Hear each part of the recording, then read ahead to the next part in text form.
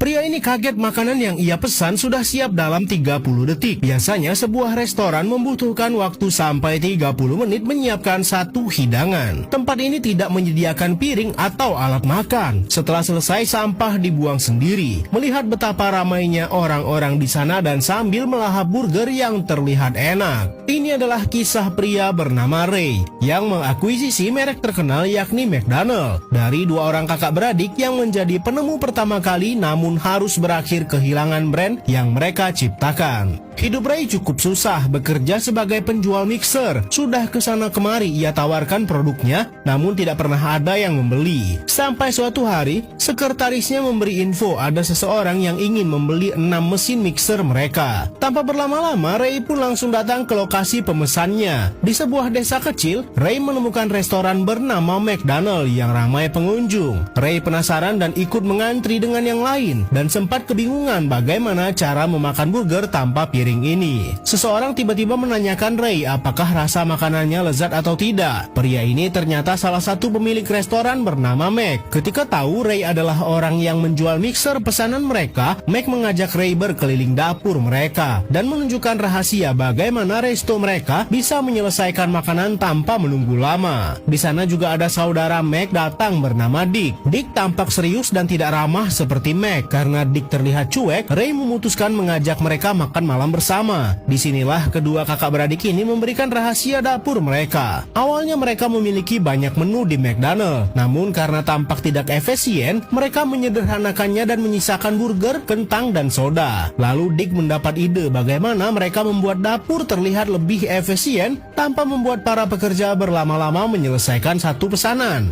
Dick menemukan sebuah sistem yang ia namakan Speedy System, dan akhirnya berhasil mendemokannya bersama para karyawannya di sebuah lapangan tenis. Awalnya mereka masih bersusah payah karena di negara mereka dulu orang terbiasa memesan makanan di mobil. Mereka juga sampai membuat acara besar di resto mereka. Namun malah datang badai serangga sehingga membuat para pelanggan lari. Tapi suatu pagi, seorang anak kecil ingin membeli burger mereka. Tak lama muncul mobil-mobil lain yang datang dan mengantri membeli makanan mereka. Mendengar cerita itu, Ray kepikiran dan esoknya kembali lagi untuk menemui kakak beradik McDonald itu untuk mengajak mereka membuka cabang. Tapi ternyata keduanya kurang tertarik sebab dulu pernah mencoba dan gagal. Sampai Ray tidak sengaja melihat gambar konsep resto yang sudah pernah sempat dibuat oleh Dick. Lokasinya berada di tempat lain dan Ray sampai pergi ke sana dan melihatnya sendiri. Ia begitu kagum dengan mahakarya dua bersaudara itu. Ray pulang ke rumah di mana ia harus bertengkar dengan istrinya karena Ray